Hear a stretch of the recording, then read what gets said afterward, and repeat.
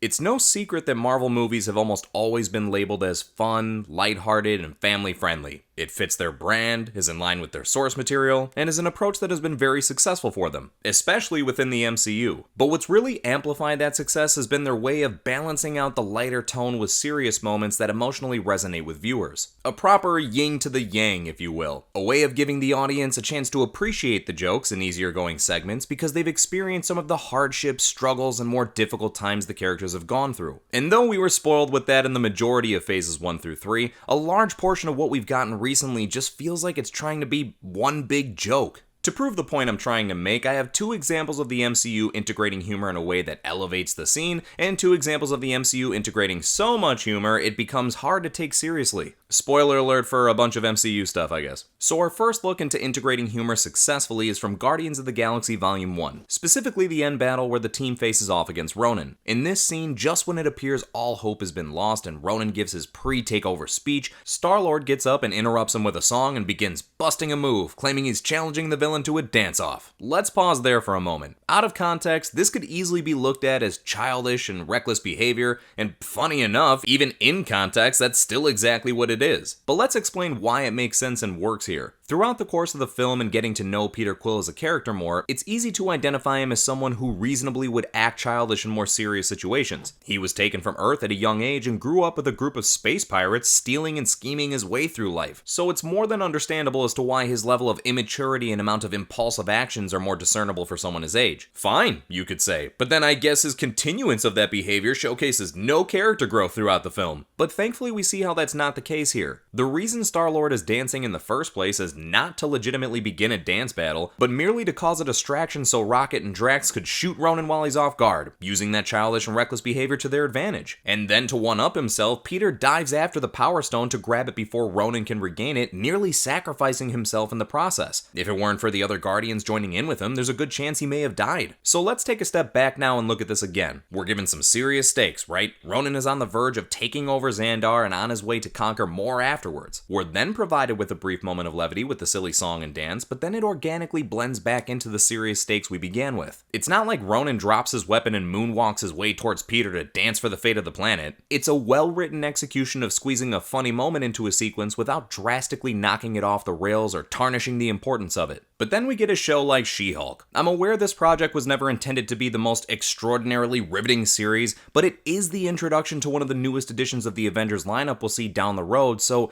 it is something that should be attempting to be taken a little bit seriously here and there, but it has yet to display any desire to do so. Now, please note, at the time of making this video, the show is 5 out of 9 episodes in, so for all I know, they could turn it all around and make me feel like a total asshat for using this series as an example, but let's just say I won't be holding my breath to see if they prove me wrong. The example I've chosen to showcase here is Wong's court case from episode 4. If there is anything they should be taking even the slightest bit seriously in this, it's the law. They want us to take Jennifer Walters seriously as a lawyer, then the structure of laws and how they work should remain intact. I mean, to the show's credit, they've had no issue incorporating authentic courtroom terminology into their scripts, but how much credit can really be given when all of that gets swept to the side in favor of a quick chuckle? In episode 3, we get a chance to have an explanation provided for Wong and Abomination's appearance in Shang-Chi, and though the reason itself was more than lackluster in my opinion, the main reason for Wong exiting the show is due to being labeled as a criminal after facilitating the escape of Emil Blonsky. Fair. Emil's release was a big deal since the majority of the world only knows him as a monster, and it's reasonable that the legal system would be seeking to penalize anyone who aided him prior to their decision of his release. But then episode 4 rolls around and Wong comes right back to request assistance in suing a low-level magician. Shouldn't Jen instantly have let him know they'd never let him step foot in court without being prosecuted? Shouldn't they have stopped Wong the moment he got in court and been like, nah man, either you do some more magic to escape or we're putting you behind bars? And not like Wong wouldn't just immediately escape, that's not the point. The point is staying in line with the continuity the show itself has created, and honestly,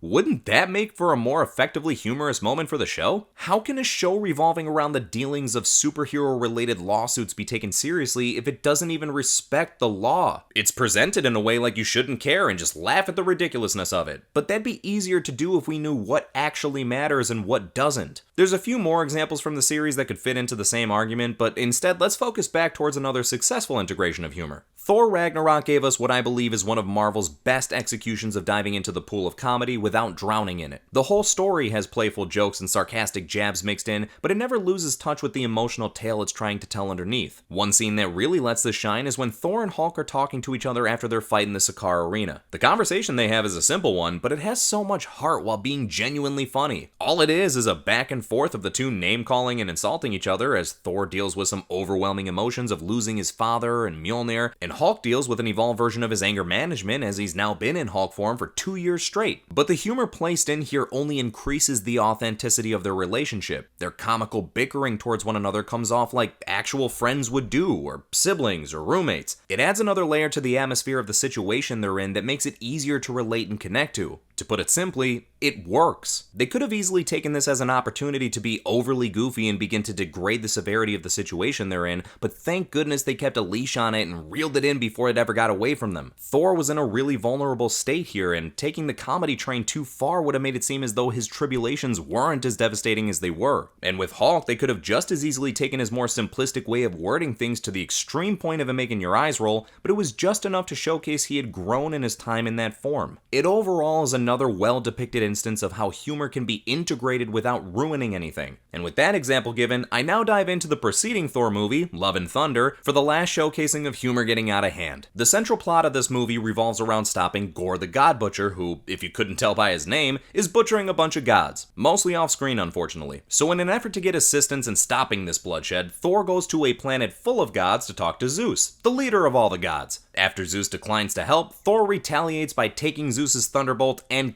killing him with it. Yes, I'm aware of the after credit scene showing Zeus survived, but Thor's unaware of that. In his eyes, he killed Zeus. And the script even has the audacity to make him joke about it later on in the film. How in the absolute fuck am I supposed to take a movie seriously when the hero of the story commits the exact same act he's trying to stop a villain for and laughs about it after? So it's not okay if the villain kills a god, but it's cool if the hero does it. And not just any god, man, it was fucking Zeus. Thor even mentions how that's his idol and he's always looked up to him, so to say it's baffling to me that he could so easily go through with murdering him in front of a room full of other gods is a massive understatement. It's gotta be the peak example to me in this most recent phase of writers just blatantly being lazy and proving they can not care less. There's plenty of ways they could have kept the humor within that scene without it becoming a complete mockery. Just have Thor throw the thunderbolt, but instead of having it go straight through Zeus's chest, have it electrocute him and knock him unconscious instead. Just about the same results would have followed, a slightly altered joke still could have been made later on, but at least that wouldn't have ruined the integrity of the entire mission they're on. It's awfully difficult to appreciate the humor at that point. It's the drastic difference between these examples that is so jarring. I completely realize that not every show or movie is going to have an identical tone.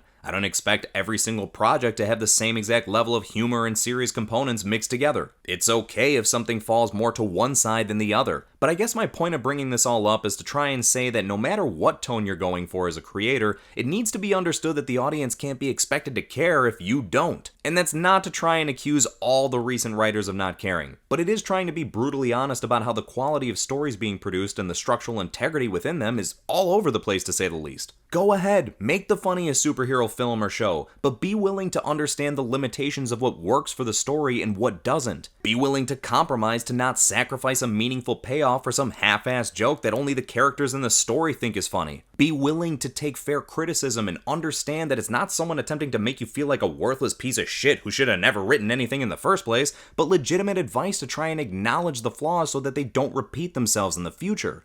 Alright, well, rant over, I guess. Hope that was worthwhile to listen to. If you felt it was, smacking the thumbs up is a great way of proving it. If you really want some bragging rights, I recommend hitting subscribe. I heard everyone thinks you're awesome when you do that, and I mean, who doesn't like being awesome? Okay, bye!